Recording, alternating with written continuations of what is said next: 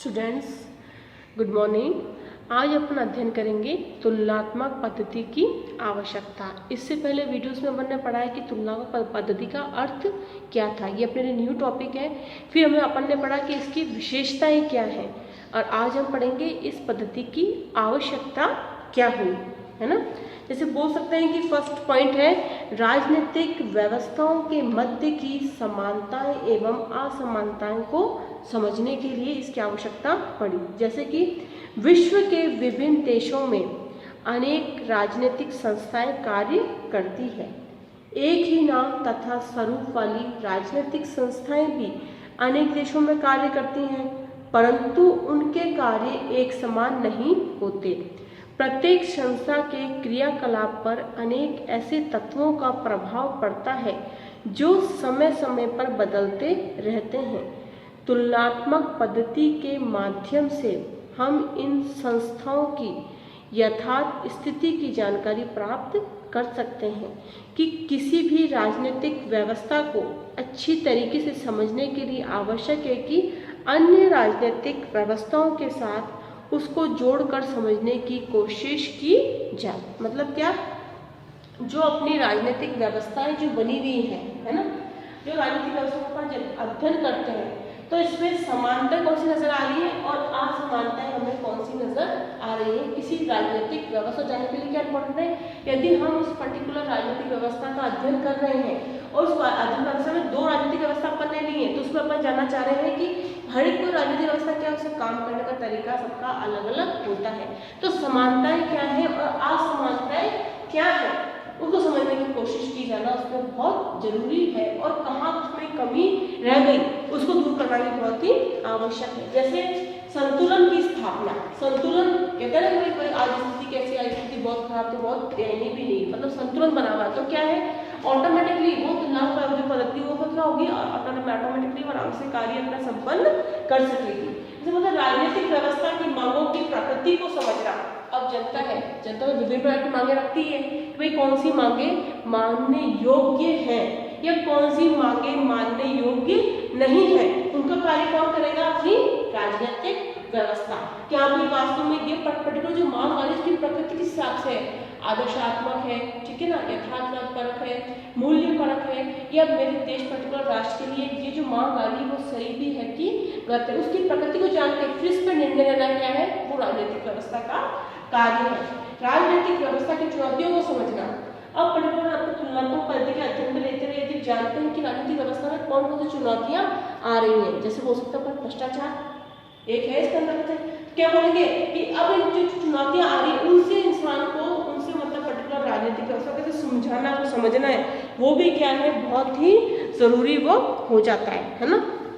अब संतुलन की स्थापना, बात करें संतुलन की स्थापना यानी किसी भी श्रेष्ठ राजनीतिक व्यवस्था के लिए परिवर्तन एवं स्थायित्व के मध्य संतुलन बनाए रखना आवश्यक होता है।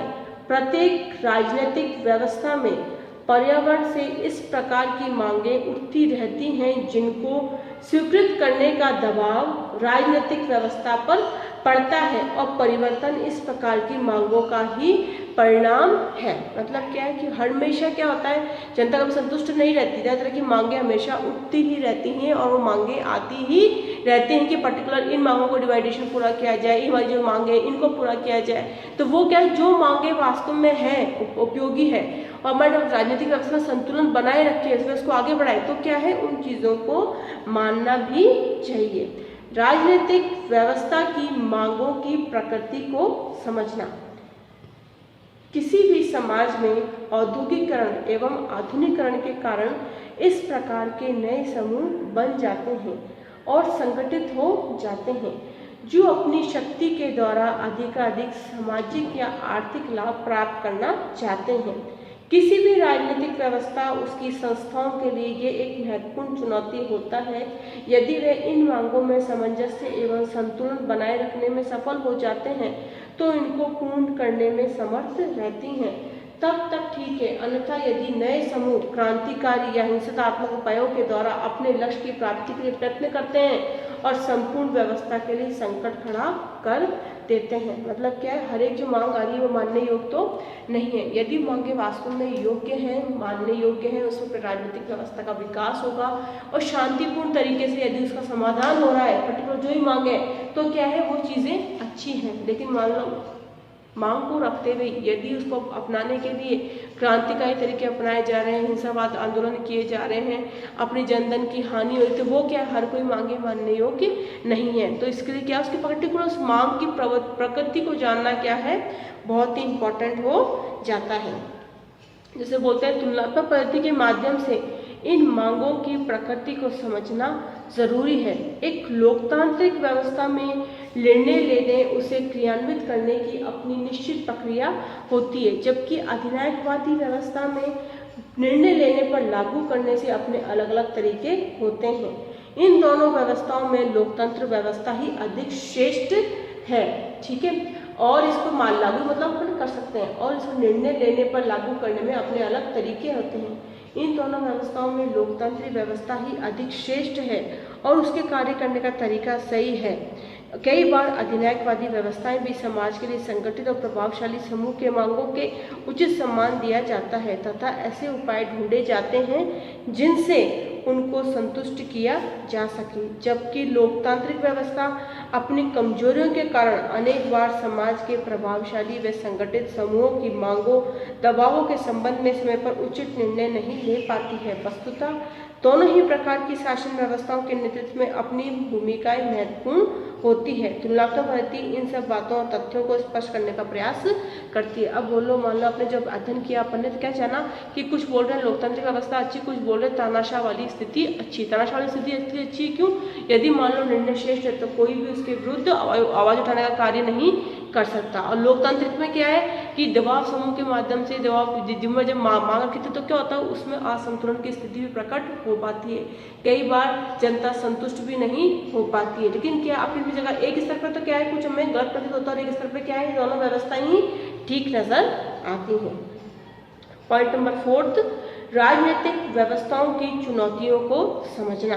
राजनीतिक व्यवस्था में सारी चुनौतियां हमेशा आती ही रहती हैं। ठीक है, अब इन पर्टिकुलर चुनौतियों को समझ कर समाधान करना ही क्या है, वो श्रेष्ठतम उपाय है। आज प्रत्येक राजनीतिक व्यवस्था के समक्ष अनेक प्रकार की गंभीर चुनौतियां हैं। आर्थिक उदारीकरण तथा वैज्ञानिक एवं तकनीकी विकास ने इन सभी प्रकार की चुनौतियों को और अधिक बढ़ा दिया है।